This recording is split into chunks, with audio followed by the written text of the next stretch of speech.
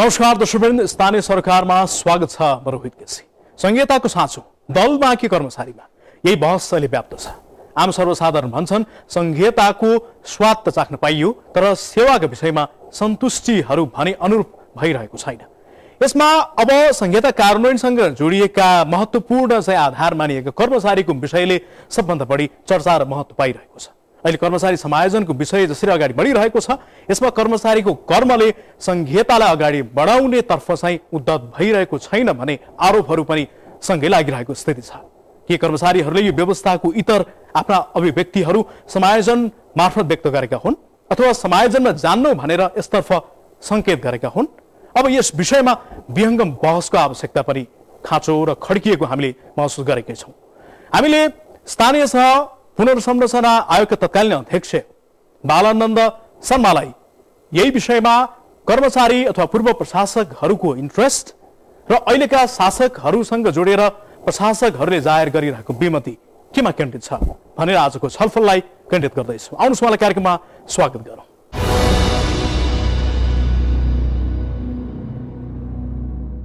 स्वागत छ न्युज 24 टेलिभिजनमा। धन्यवाद। अब हामीले संहिताको जुन यात्रा गरिरहेका छौँ, लगभग अहिलेको स्थिति हेर्दाखेरि हामी अभ्यस्त छौँ, हुन प्रयत्न गरिरहेका छौँ भन्ने सुनिन्छ। तैपनि अब देशमा चाहिँ दिशाहरू पूर्व प्रशासकका हिसाबले शासकहरूको शैलीसँग जोडेर हेर्दा कस्तो देखिन्छ? वास्तवमा हामीले करिब करिब 250 वर्षसम्मको एकात्मक व्यवस्थाको जुन अभ्यास थियो नि, विभिन्न चरणमा विभिन्न किसिमको शासन व्यवस्था आए पनि त्यो मूलतः एकात्मक खालको थियो र अधिकारको विकेन्द्रीकरण गर्ने प्रयासहरू भए, पहिला पनि नभएको होइन। तर एकदम यो उन्नत स्तरमा जुन सङ्घीय व्यवस्थामा मुलुक गयो, त्यो हिसाबले राजनीतिक हिसाबले यो धेरै ठुलो परिवर्तन थियो। तर तदनुकूल हाम्रो जुन इन्स्टिट्युसनहरू हो नि, हाम्रो व्यवहार, हाम्रो भनौँ न भ्यालुजहरू, नर्म्सहरू, खेलको नियमहरू होइन, तदनुकूल परिवर्तन गर्ने कुरा आफैमा सजिलो होइन। त्यसैले हाम्रो मनोवृत्ति, हाम्रो व्यवहार परिवर्तन गर्नलाई चाहिँ यसले लामै समय लाग्छ होला। त्यसैले निरन्तर त्यो अभ्यासमा लाग्दै जानुपर्ने हुन्छ। तपाईँले व्यवहारगत हिसाबले मलाई प्रश्न गरे हुनाले मैले त्यति कुरा भने। अब बिम्बका रूपमै प्रस्तुत गर्ने हो भने पनि अहिले हामी स्थानीय तह, प्रदेश अथवा सङ्घ, यी तीनवटा संरचना बीचको जुन तुलनात्मक स्थिति अहिले दर्ज गरिरहेको स्थिति देख्दछौँ, त्यसमा राजनीतिक रूपमा चित्त बुझाइ देखिन्छ कि हामी अभ्यस्त छौँ, गर्ने हो, गर्नुपर्छ भन्ने हामीलाई थाहा छ, त्यति धेरै झकझक्याउनु पर्दैन भन्ने जस्तो सुनिन्छ। तर होइन, फेरि त्यसको विपरीत पब्लिकमा त्यस्तो देखिँदैन। फेरि उनीहरूको धारणा छ कि हामीले सङ्घात्मक व्यवस्थाको अपेक्षा सकसपूर्ण हुँदैन होला भन्ने सोचिया हो, तर सेवाको सन्तुष्टि मिलेन, बढेन भन्ने छ। यो कतिको ठिक हो? अब त्यो के हदसम्म ठिक हो जस्तो लाग्छ मलाई। किन भन्दाखेरि हामीले जुन सङ्क्रमणको व्यवस्थापन जसरी व्यवस्थित हिसाबले गर्नु पर्थ्यो, सायद त्यहाँनिर केही कमजोरीहरू भए कि जस्तो भनौँ न, हिजोको एकात्मक व्यवस्थाबाट जुन सेवा सुविधाहरू हामीले प्रदान गरिरहेका थियौँ, त्यसलाई सङ्घीय संरचनामा गइसकेपछि त्यसको निरन्तरता को बन्दोबस्त जसरी हामीले मिलाउनु पर्थ्यो, सायद त्यहाँनिर अलिकति कामहरू बाँकी छन् होइन। जस्तो हिजो एउटै सरकार होइन, एउटै बन्दोबस्त थियो नि, अब 7वटा प्रदेश, 753वटा स्थानीय सरकारहरू हामीले भन्दै गर्दाखेरि त्यो सेवा प्रवाहको बन्दोबस्त गर्ने जुन अन्तरिम भनौँ न सङ्क्रमणकालीन हामीले व्यवस्थापनको बारेमा अलिक व्यवस्थित हुनु पर्थ्यो। त्यो त्यति व्यवस्थित हुन नसकेको कारणले पनि यो कुराहरू आएको हुनसक्छ। र यो चाहिँ तात्कालिक हो र यो सङ्क्रमणकालीन भनाइ मात्रै हो। तर अब भनौँ न, यो सङ्क्रमणको एउटा चरण पुरा भएपछि यी कुराहरू चाहिँ समाधान भएर जान्छन्। धेरै हदसम्म त्यो समाधान पनि भइसकेको छ। अब अहिले जस्तो तपाईँले सङ्क्रमणकालीन अवस्था भएका हिसाबले पनि यसको चाहिँ के प्रभावहरू अथवा व्यथाहरू कायम होलान् भन्ने स्थिति दर्ज गर्नुभयो। तैपनि अब सङ्क्रमणका विषयमा अब फेरि यहाँनिर मत छ कि अब राजनीतिक मत आफ्नै छ, प्रशासनिक दृष्टिकोण अथवा उसको आँखाले फेरि अर्कै चित्र देख्छ, अथवा त्योभन्दा बाहिर अथवा सेवा लिइरहेकाहरूले फरक चित्रको दर्ज गरिरहेको देख्छौँ। अब यो अहिले हामीले सङ्क्रमणकै फेजमा चाहिँ काम गरिरहेको हो भने सङ्क्रमण घट्दो छ कि बढ्दो छ, अथवा चाहिँ सङ्क्रमण बढाउने तर्फ उद्धत छ कि होइन घटाउने तर्फ उद्धत छ? वास्तवमा सङ्क्रमणकालीन कामहरू त भएको छ हैन। जस्तो तपाईँले संविधानबाट हेर्नुभयो भने पनि भाग 33 मा 11वटा धाराहरू सङ्क्रमणकालीन बन्दोबस्तसँग व्यवस्थित छन् तीमध्ये 9वटा धारा त प्रयोग भइसक्यो नि अब त्यो धारा दोहोऱ्याएर हामीले प्रयोग गर्नु पर्दैन हैन भनेपछि त्यो त कामहरू सम्पन्न भयो र आज यहाँ आयौँ भनेर हामीले भन्नुपर्ने हुन्छ अब 2टा धारा बाँकी छ संविधानको सङ्क्रमणको कुरा हेर्नुहुन्छ भने त्यसमा चाहिँ एउटा कर्मचारीको समायोजन छ र अर्को कानुनको सङ्क्रमण छ अब कानुनको बारेमा धेरै कामहरू भएका छन् धेरै कानुनहरू आए बिचमा भनौँ न यो मौलिक अधिकारसँग सम्बन्धित कानुनहरू पनि आइसकेका छन् हैन अब फाल्गुन 20 गते अगावै धेरै कानुनहरू संशोधन गर्नुपर्ने छ र केही नेपाल संशोधन गर्ने विधेयक हेर्नुभयो भने करिब 56-57वटा कानुनहरू त्यसैले संशोधन गर्ने गरी संशोधन विधेयक त्यसमा छ त्यसले गर्दा कामहरू भएको देखिन्छ अब कर्मचारीको पनि समायोजनको कामहरू अगाडि बढेको छ हैन निवेदन माग्ने आज अन्तिम दिन छ गरे हैन र त्यो समायोजनको काम कर्मचारी समायोजनको काम सिद्धियो भने धेरै कुराहरू त्यसले समाधान गर्छ भनेको ट्र्याकमा ल्याउन सक्छ ट्र्याकमा आउँछ त्यसले गर्दाहरू काम चाहिँ भएको छ तर यो सङ्क्रमण कालको पुरा बन्दोबस्त नभइसकेको हुनाले त्यसको कारणले जन्मिएका कतिपय अस्तव्यस्तताहरू छन् नि त्यसले किसिमको फ्रस्ट्रेसन ल्यायो कि भन्ने जुन यहाँले प्रश्न गरिरहनु भएको छ त्यो हदसम्म चाहिँ ती कुराहरू सही हुन् अब यसमा चाहिँ के जोडिन्छ भने पोलिटिकल विल अथवा राजनीतिक इच्छा शक्तिका विषयहरू अब व्यङ्गम दर्ज भएका छन् यस्तो पनि भनिन्छ कि राजनीतिक रूपमा जुन हिसाबले संविधान कार्यान्वयनका विषय होला संहिता कार्यान्वयनको होला कानुन निर्माणका विषयहरू होलान् ती विषयमा चासो अलिक कमै देखियो त्यो भन्ने सुनिन्छ नि अब मलाई चाहिँ कस्तो लाग्छ हतारोको अभिव्यक्ति हो मलाई चाहिँ कस्तो लाग्छ भन्दाखेरि यो संविधान वास्तवमा राजनीतिज्ञहरूले नै राजनेताहरूले नै उहाँहरूले नै सिर्जना गरेको हो नि यो सङ्घीय व्यवस्थामा जाने जस्तो म जस्तो व्यक्तिलाई भन्नुहुन्छ भने त नेपालमा राम्रोसँग विकेन्द्रीकरणलाई अगाडि लग्यो भने संहितामा जानु पर्दैन होला भन्ने लाग्थ्यो हामीलाई हैन तर यो उन्नत स्तरको जुन भनौँ न सङ्घीय संरचना अधिकार तल दिने बन्दोबस्त गर्नुभयो नि यो त राजनीतिक नेतृत्वले गरेको हो नि यो आर्किटेक्चर त उहाँहरू नै हो यसको आर्किटेक्ट हैन त्यसैले अब मैले शङ्का गर्ने ठाउँ मलाई चाहिँ किन त्यो शङ्काको लाभ मलाई छैन भन्नुहुन्छ भने यो उहाँहरूले नै सिर्जना गरेको चिज हो उहाँहरूले नै दिएको उहाँहरूले नै बनाएको यो संविधान उहाँहरूले नै हामीलाई बुझाएको हो नि उहाँहरूले बुझाएर बुझायो भने हामीले त्यसले गर्दाखेरि अब राजनीतिक नेतृत्वले यो चाहेन कि भनेर प्रश्न गर्ने त्यो ठाउँ चाहिँ म देख्दिनँ अब यसमा त फेरि राजनीतिक नेतृत्वको आफ्नो भनाइ पनि के सुनिन्छ भने हजुर अहिले जुन हामी स्थायी सरकारको चाहिँ अगुवा भनेर चिन्छौँ कर्मचारी उसले बुझ्न मान्दैन भन्छ नि त फेरि अब के हदसम्म त्यो भनाइमा सत्यता हुनसक्छ म त त्यही भनौँ न कर्मचारीमै सेवा गरेर सेवानिवृत्त भएको व्यक्ति हुँ म होइन त्यसैले त्यहाँभित्रको मनोवृत्तिहरू मलाई भनौँ न थाहा छ मलाई राम्रोसँग थाहा छ त्यसरी हेर्दाखेरि वास्तवमा कर्मचारीहरू हिजो युनिटरी सिस्टममा चाहिँ देशैभरि जागिर खाने होइन र उसले आफ्नो वृद्धि विकासका अवसरहरू देशैभरि देखेर ऊ निजामती सेवामा आएको थियो अब ऊ स्थानीय तहमा अथवा प्रदेशमा गएर खुम्जिनु पर्दाखेरि उसको मनोवृत्ति निश्चय नै त्यति सकारात्मक नहुन सक्छ त्यसले गर्दाखेरि सायद कर्मचारीभित्र एक किसिमको संशय भएको कारणले यस्तो खालको अभिव्यक्तिहरू भनौँ न कर्मचारीहरूबाट पनि भएको हुनसक्छ र त्यसलाई भनौँ न संयोजन गर्ने त्यसलाई व्यवस्थापन गर्ने उपायहरू छन् र धेरै हदसम्म सरकारले त्यो गर्न खोजेको पनि देखिन्छ अब यसमा चाहिँ कर्मचारीको इन्ट्रेस्ट चाहिँ सबभन्दा बढी कि आफू अनुकूलका विषयहरू दर्ज भइदियोस् कायम भइदियोस् भन्ने चाहन्छ भन्ने पनि सुनियो अर्को कुरा अहिलेको यो सङ्घात्मक व्यवस्था अथवा यो परिपाटी परिवर्तन अथवा यो प्रारूपहरू कर्मचारीको मनोवृत्तिले स्वीकारिरहेको छैन भन्ने आवाजको चाहिँ अलिक बढ्ता चाहिँ जोडसोड सुनिया पनि देखियो अब कति सत्य छ अब कर्मचारी साथीहरूसँग कुरा गर्दाखेरि व्यक्तिगत हिसाबले कुरा गर्दाखेरि उहाँहरू चाहिँ एकदमै चनाखो केमा हुनुहुन्छ भने कतै हामी कर्मचारीकै कारणले यो सङ्घीयता असफल भयो भन्ने दोषको भार हामी बोक्न तयार छैनौँ भन्ने कुरा चाहिँ कर्मचारी वृत्तमा कर्मचारी साथीहरूले नै गरेको सुन्छु म त्यसैले त्यो चनाखो पनि उहाँहरूमा देखिन्छ त्यसैले निश्चय नै यो ट्रान्जिसनलाई उहाँहरूले सघाउने मोडमा हुनुहुन्छ कर्मचारीहरू त्यसैले म चाहिँ कर्मचारीलाई त्यो ब्लेम लगाउने पक्षमा छैन र अब सरकारले पनि वास्तवमा यसको व्यवस्थापन गर्नलाई अलिकति लिबरल भएर कर्मचारीको भावनालाई पनि समेट्ने हिसाबले त्यो बिचको बाटो खोज्ने नै प्रयास गरेको देखिन्छ अब यसपटक पनि जस्तो अब कर्मचारी समायोजन सम्बन्धी जुन विधेयक आयो यसमा चाहिँ टेबल भइसक्दासम्मको स्थितिहरू निहाल्दाखेरि बिचमा चलखेलका विषयहरू भयो बठ्याइका विषयहरू पनि जोडिए भनेर विरोधहरू सुनिए यसमा अब तल्लो तहमा भएको एउटा सरहको अथवा त्यो तहको कर्मचारीको इन्ट्रेस्ट कति हाबी भयो थाहा छैन, तर उच्च प्रशासकहरूले बडो चलखेल गरे भन्ने सुनियो नि। तपाईँहरू के देख्नुहुन्छ यो अहिलेको आएको अध्यादेशका विषय, यो भित्र भएका कन्टेन्टका विषयहरू ठिक छन्?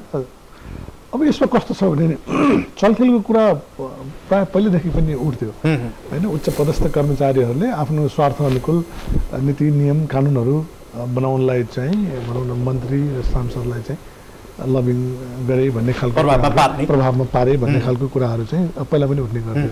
म सचिवै हुँदाखेरि पनि र केही हदसम्म त्यसमा सत्यता पनि छ। मेरो आफ्नै अनुभवले पनि के भन्छ भन्दाखेरि नीति निर्माण तहमा उच्च पदस्थ कर्मचारीहरूको प्रभाव चाहिँ निश्चय नै रहन्छ। किनभने उसको सूचनाहरू छ होइन, र त्यो ड्राफ्ट गर्ने प्रक्रियामा उनी संलग्न हुन्छ होइन।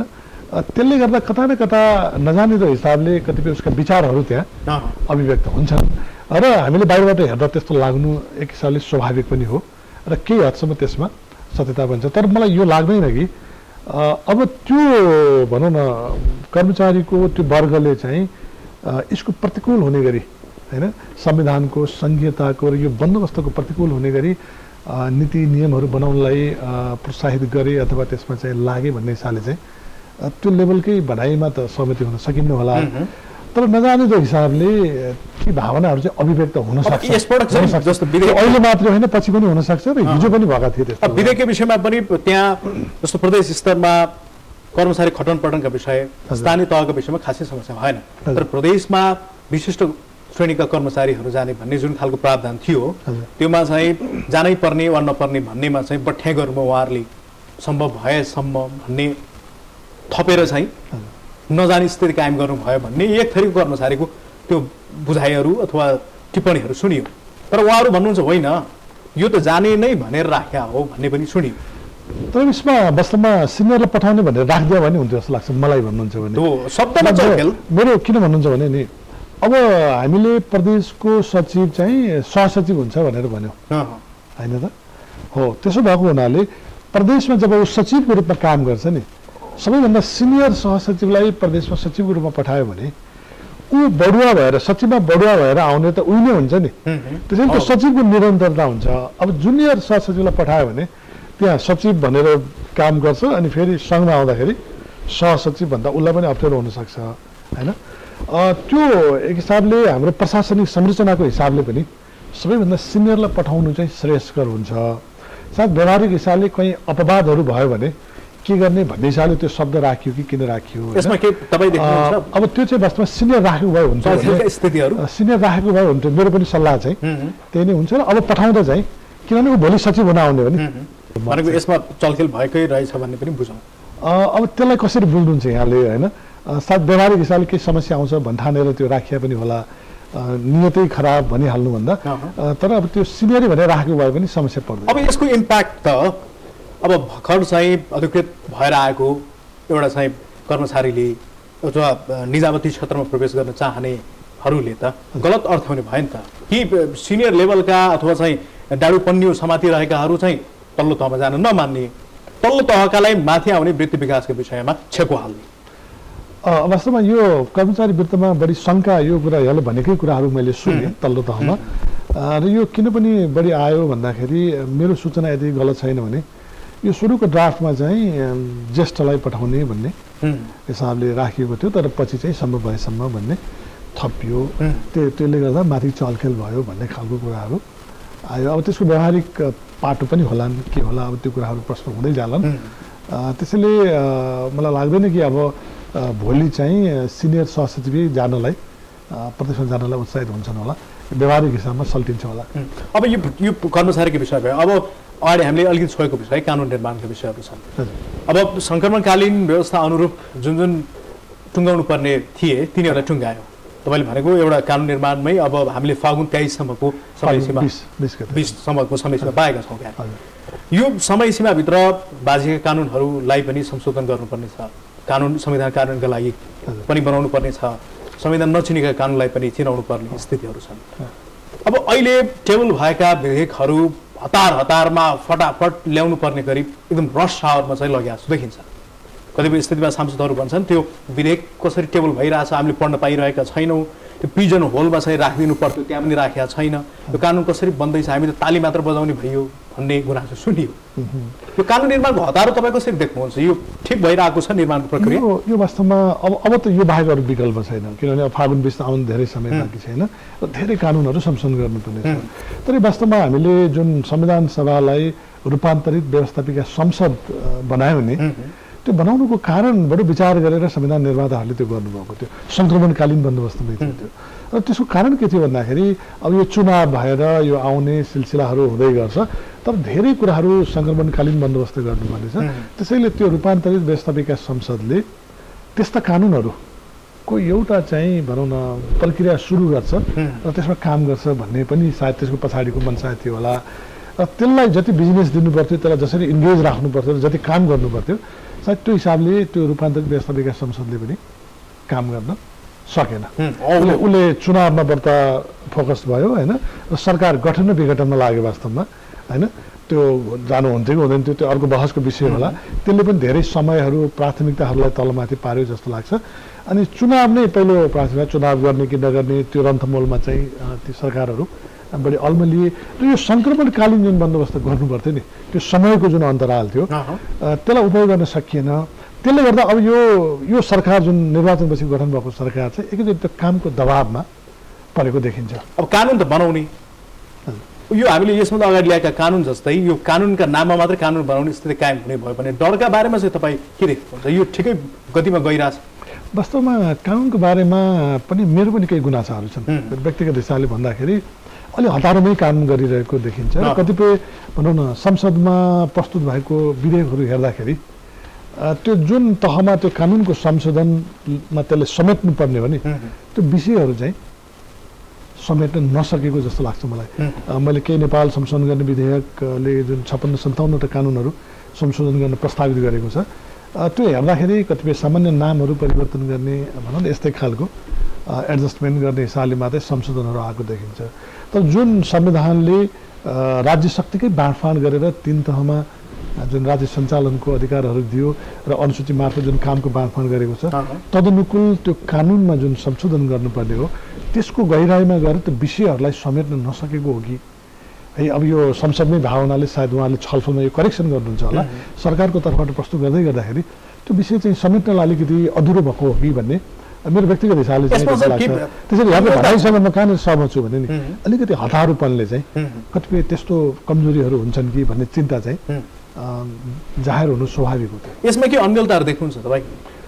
अब अन्यलता चाहिँ अलिकति डेप्थमा गएर यहाँले अघि भने जस्तै जस्तो सांसदहरूले पनि त्यसको अध्ययन त्यही लेभलमा गएर गर्ने होइन, त्यो आफ्नो आफ्नो विषय विज्ञताको आधारमा त्यसमा इनपुटहरू दिने र छलफललाई अलिकति घनीभूत गर्ने होइन। र अब कतिपय विषयमा त बाहिरको पनि ओपिनियनहरू लिने, विचारहरू लिने होइन। कानुन बनाउने प्रक्रियाले त एउटा सर्टेन विधि प्रक्रियाहरू माग्छ नि होइन। उहाँहरूले पास गरे पनि स्टेजहरू विभिन्न चरणहरू पार गर्नुपर्ने हुन्छ। त्यो सबै चरण पुरा गर्न चाहिँ अब समयले साथ नदिने भावनाले यहाँले भने जस्तै कतिपय कुराहरू कम्प्रोमाइज हुने सम्भावना चाहिँ देखिन्छ। अब यो कानुन निर्माणको विषयमा पनि अब प्राथमिकता निर्धारण गर्नुपर्ने पनि छन्। त्यो भनेको हाम्रो सङ्घात्मक व्यवस्थालाई चलायमान बनाउने स्थितिहरूसँग जोडिएको छ, जस्तो सङ्घीय प्रहरी ऐनको विषय छ, प्रदेश लोकसेवाको विषय छ। यी विषयहरू सम्बोधन नहुँदा अथवा त्यो अनुसार चाहिँ कानुनहरू नभन्दा अलि प्रदेश स्तरमा दुविधात्मक स्थितिहरू, त्यहाँबाट आलोचनाका चाहिँ स्वरहरू बाक्लो भएका स्थितिहरू, अझ भनौँ प्रदेश नम्बर 2ले त आफै पनि प्रदेश प्रहरी ऐनको तर्जुमैसम्म गर्यो। अब यसमा चाहिँ यस्तो खालको यो अन्यलतापूर्ण स्थिति रमिता जस्तो देखिने हाम्रो कहाँनिर चाहिँ के पुगेन? यो अलिकति मतलब हाम्रो बुझाइलाई पनि प्रश्न पार्नुपर्ने देख्छु म चाहिँ। वास्तवमा यहाँले एकदमै महत्त्वपूर्ण विषय उठाउनु भएको छ। जस्तो प्रदेश प्रहरीको विषय छ होइन, अनुसूची 6मा छ, प्रदेशको आफ्नै अधिकार हो त्यो। त्यस्तै प्रदेश लोकसेवा आयोगको पनि व्यवस्था छ। तर हामीले ध्यान दिनुपर्ने कुरा के छ भने प्रदेश प्रहरीको सुपरिवेक्षण सम्बन्धी व्यवस्था चाहिँ सङ्घीय कानुनले तोकेको बमोजिम हुन्छ है। अब प्रदेश लोकसेवा गठनको व्यवस्था संविधानले गरेको छ, तर त्यसको चाहिँ सिद्धान्तहरू चाहिँ सङ्घीय कानुनले दिने भनेको छ, सङ्घले दिने भनेको छ। भनेपछि त्यो सङ्घले प्रदेश प्रहरीको सुपरिवेक्षण, प्रदेश लोकसेवा आयोगको चाहिँ मापदण्डहरू, सिद्धान्तहरू नदिएसम्म चाहिँ त्यो कुराहरू अधुरो हुने भयो होइन। र अब चाहिँ हामीले कमसेकम यो विषयको लागि पनि फाल्गुन 20 पर्खिनु पर्नेछ। किनभने फाल्गुन 20सम्म त संविधानसँग बाजिएका कानुन पनि मान्य छन् नि। संविधान त आज संविधानसँग बाजिएको कानुन पनि मान्य छन् हैन। त्यसले गर्दा सङ्घ सरकारले फाल्गुन 20 अगावै यो सङ्घीय प्रहरी ऐन मार्फत प्रदेश प्रहरीको सुपरिवेक्षण सम्बन्धी व्यवस्था हैन र सङ्घीय कानुन मार्फत प्रदेश लोकसेवा आयोगका चाहिँ मापदण्डहरू सिद्धान्तहरू उसले दिइसक्नुपर्छ। त्यसैले त्यहाँनिर अलिकति काम अलि हतारमा गर्नुपर्ने छ र सँगसँगै भनौँ न अघि यहाँले प्राथमिकताको कुरा गर्दै हुनुहुन्थ्यो।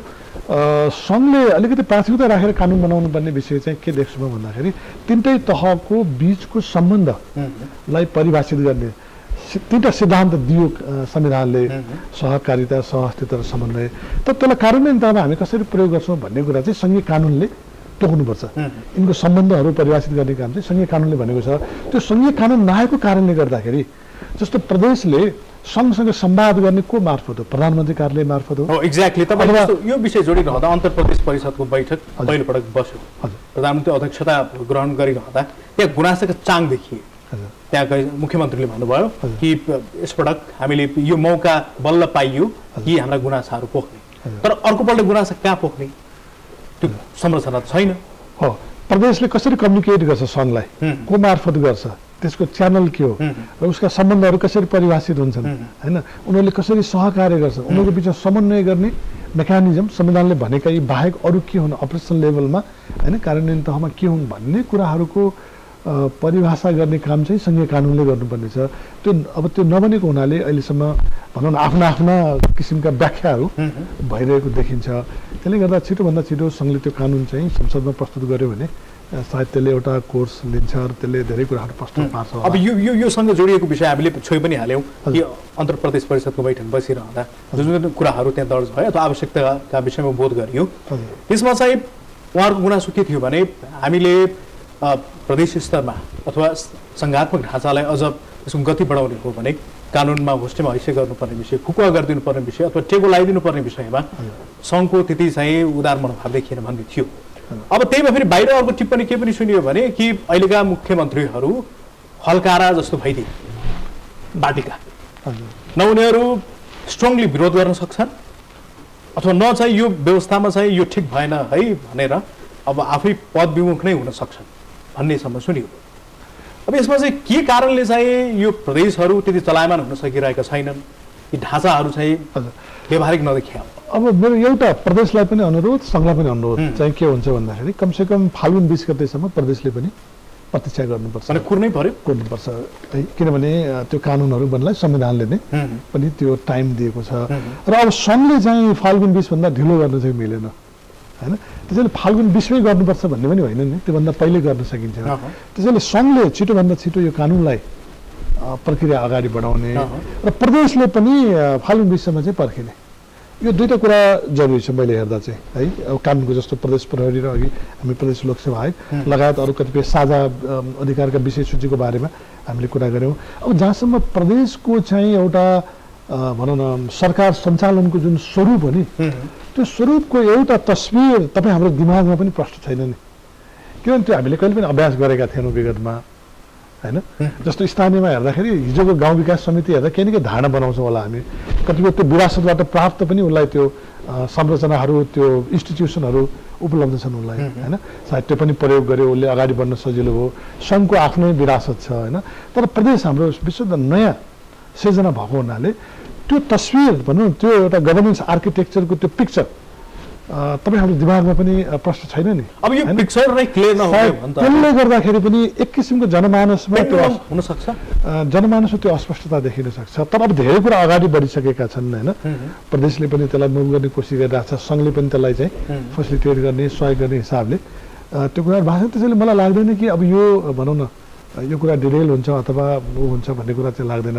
त्यसैले अब यो अलिकति गाह्रो चाहिँ छ प्रदेशलाई भनौँ न यसको आर्किटेक्चर यसको गभर्नेन्स आर्किटेक्चर डिजाइन गर्ने कुरा यो सबैले सायद तपाईँ हामी सबैले सघाउनु पर्ने देख्छौँ। अब के यस्तो पनि सोचिरहेको प्रदेशले हामी बढ्ता स्वायत्त हुनुपर्छ भन्ने प्रदेश 2 कै विषयमा पनि अब उसले चाहिँ अरू प्रदेशभन्दा अलिक बढी चाहिँ सङ्घप्रति चाहिँ लक्षित काम गरिरहेको कटाक्ष गर्ने गरी प्रदेश 2ले पनि मलाई त्यस्तो लाग्दैन। प्रदेश 2ले पनि के भनिरहेको छ भने आफ्नो संविधानभित्रको कुराहरू संविधानभित्रै बसेर गरिरहेको छ उसले, त्यो एकदमै भनौँ न हामीले एप्रिसिएट गर्नुपर्ने कुरा हो त्यो है प्रदेश 2ले।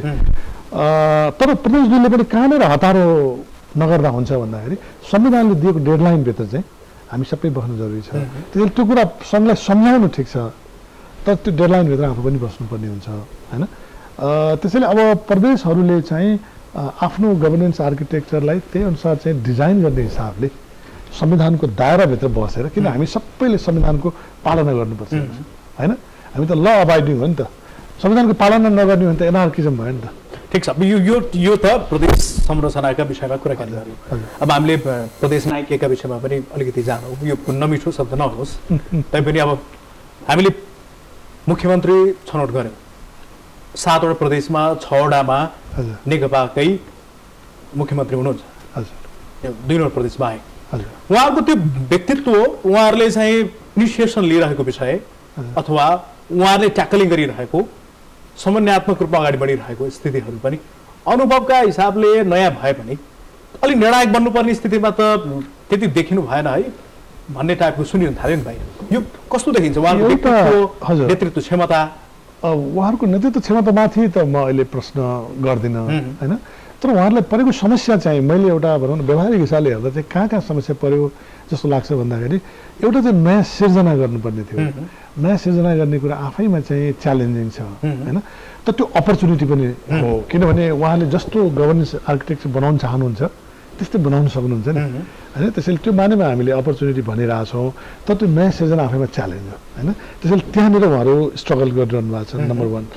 नम्बर 2, जुन तदारुकताका साथ सङ्घको तर्फबाट चाहिँ भनौँ न कर्मचारीको ह्यान्डओभर टेकओभर कार्यक्रमहरू, अफिसहरू, सिस्टम, विधि विधानहरू ह्यान्डओभर टेकओभर हुनु पर्थ्यो नि, सायद त्यो गतिमा भएन। त्यसले गर्दा यो गएको अवधि हेर्नुभयो भने त्यहाँनिर उहाँहरू अलमलमा हुनुहुन्छ। तेस्रो चाहिँ उहाँहरूलाई समस्या के छ भन्दाखेरि कर्मचारी त समाजित कर्मचारी त होइन, यो त सङ्घप्रति जवाबदेही कर्मचारी हो होइन। सङ्घप्रति जवाबदेही कर्मचारी राखेर आफूले काम लगाउनु परेको छ। भोलि त्यहाँ चित्त बुझेन भने सङ्घमा आएर उसले सरुवा माग्छ होइन। उहाँलाई त्यो हिसाबले काम लगाउनु व्यवहारिक हिसाबले हेर्दाखेरि त्यहाँ पनि समस्या भएको हुनसक्छ। र चौथो चाहिँ हाम्रो मनोवृत्ति त एकात्मक नै छ नि, भनेको जस्तो प्रदेश कर्मचारीमा पनि छ, त्यो राजनीतिमा पनि छ, त्यो दुवैलाई लागु हुन्छ। त्यो मलाई पनि लागु हुन्छ, त्यो यहाँलाई पनि लागु हुन्छ। मैले त भनौँ न मेरो जिन्दगीभर अभ्यास गरेको कुरा मतलब एकात्मक व्यवस्थामै हुर्केको हो, आएको विषयहरूलाई छोड्न मान्दैन भन्ने होइन। मेरो पनि मनोवृत्ति हेर्नुभयो भने म फुल्ली सङ्घीय मनोवृत्तिमा छैन नि म, किनभने मैले त मेरो करिब 54-55 वर्ष मतलब त्यही व्यवस्थामा चाहिँ आफूलाई समर्पित गरेँ नि। नयाँ इन्स्टिट्युसन भनौँ न मभित्रको जुन व्यवहार हो होइन, त्यो स्वाभाविक हिसाबले आउन सक्छ कि नयाँको अवलम्बन गाह्रो छ हो। त्यसैले एक्लै अर्कोलाई सघाउनुपर्छ भनेर मैले पटक भन्नुको कारण के भने ममा रहेको कमजोरी यहाँले देखाइदिनुपर्छ, यहाँमा रहेको कमजोरी मैले देखाउनुपर्छ क्या, अनि एक्लै रियलाइज गरेर हामी अगाडि बढ्ने प्रयास गर्ने। यसै गरी चाहिँ हामी अगाडि जाने हो। त्यसैले त्यो कमजोरी कर्मचारीमा पनि छन्, अझ बढी देखियो होला कर्मचारीमा। त्यो राजनीतिमा अलि उदारता छ, तर उहाँहरूमा पनि कमजोरीहरू छ।